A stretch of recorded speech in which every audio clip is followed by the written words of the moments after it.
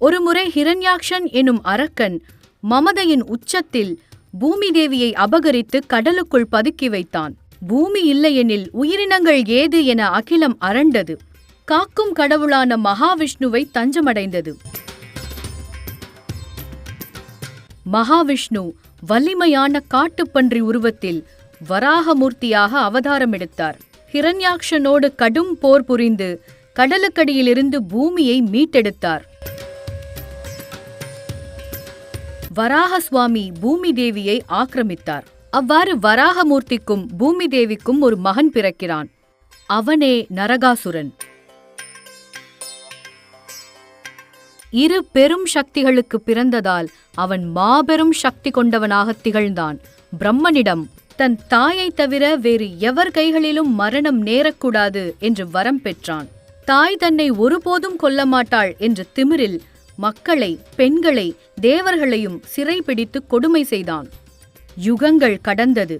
தக்க தருணத்திற்காக காலம் காத்திருந்தது. கிருஷ்ணாவதாரம் நிகழ்ந்தது.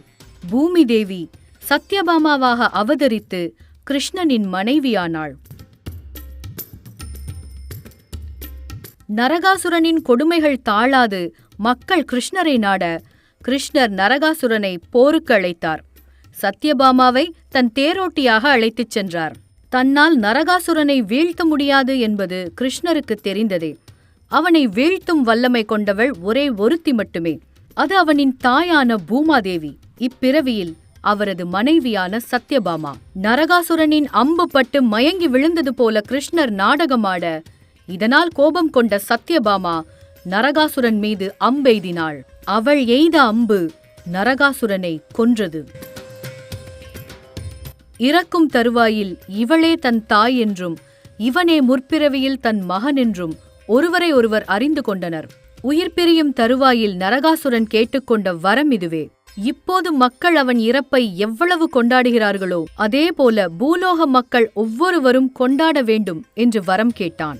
அவனது இறந்த தினம் புத்தாடை உடுத்தி பலகாரங்கள் செய்து பட்டாசு வெடித்து சந்தோஷமாக கொண்டாடப்பட வேண்டும் என்று வரம் வாங்கினான்.